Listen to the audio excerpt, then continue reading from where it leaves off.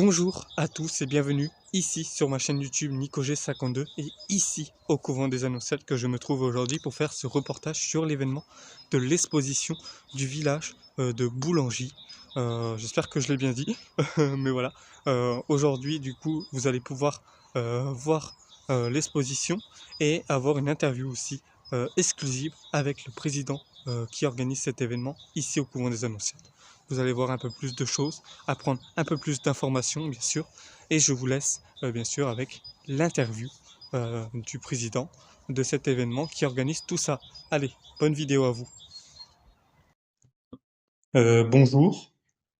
Est-ce que vous pouvez du coup vous présenter qui vous êtes, tout ça? Alors bonjour, je m'appelle Christophe Dubois-Rubio, je suis le président de l'association de sauvegarde du patrimoine de Poulengy.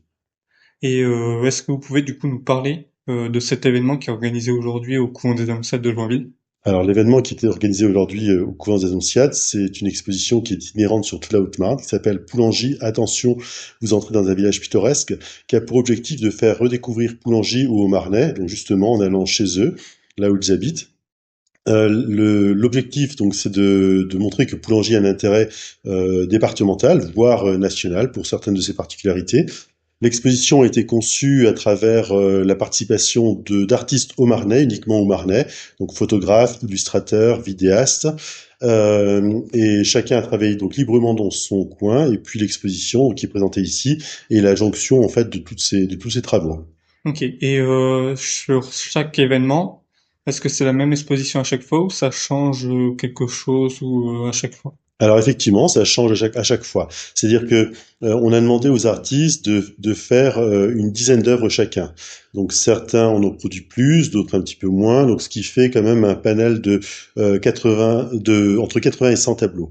Donc sur lesquels on a des ouvrages, donc dans les vitrines, des accessoires comme des ciseaux, des couteaux, des sécateurs, en fait de la coutellerie, de la taillanderie poulengeoise. On a également 2 sculptures par l'artiste Michel Boussard. Et dans chaque lieu, en fait, on essaie de s'intégrer aux dimensions de la pièce, de façon à ce que ce soit pas trop dense. Donc parfois, et c'était le cas par exemple pour Bourmont, on a dû enlever certaines œuvres. Ici, on en a rajouté quelques-unes. Dans d'autres endroits, il n'y aura pas les sculptures parce que l'endroit ne s'y prête pas. Et dans certains lieux, en fait, on a même dû délocaliser les vitrines. Par exemple, je parle de nos gens, où les vitrines de coutellerie seront dans le musée de la coutellerie, les livres dans la médiathèque d'Imay et la photographie donc dans le Nomade. Ici, on a la chance d'avoir en fait dans un espace de 3 pièces 80, non pas 80, il y a un petit peu moins, il y a 76 cadres, donc comprenant des illustrations, de la photographie ancienne et moderne. On a pratiquement l'entièreté de ce qui est à voir dans les vitrines et les 2 sculptures. Ok. Et du coup, les prochains lieux que vous allez faire un peu dans les prochains mois, vous Alors en avez? là, on est sur une exposition qui va durer jusqu'à la fin du mois. On démonte ici à Joinville, donc à la toute fin du mois de mars, et on remonte au tout début du mois d'avril à l'Institut du patrimoine au Marnais, donc à Chaumont. Ça va durer également 3 semaines, un petit peu moins, donc à Chaumont, sur lequel en fait on aura un démontage pour une exposition, une micro-exposition, je dirais, pour le printemps du patrimoine que Monsieur justement Koenig organise à Chaumont. Donc c'est un week-end, 2 jours. À l'issue de ce week-end, on va monter l'exposition Nomade de nos gens, où comme je vous le disais, elle sera dans 3 lieux, donc au sein du Nomade, au sein du musée de la Coutellerie, puis à la médiathèque. Elle dure là-bas un mois entier. Elle est démontée du Nomade pour repartir sur Châteauvillain. Pareil, 3 semaines ou un mois, démonter Châteauvillain pour Bourbonne-les-Bains. Et là, on est en négociation pour les dates en fait du sud au Marnais. Ok, donc ça prévoit un peu pour toute l'année 2025. Exactement, puisque ça a commencé au mois de janvier à Saint-Dizier, pour tout le mois de janvier, février à Bourmont et maintenant donc le mois de mars à Joinville. Ok. Et les réseaux sociaux, est-ce que vous en avez? Que j'ai vu sur Facebook et tout ça. Oui, Vous mettez toutes les dates.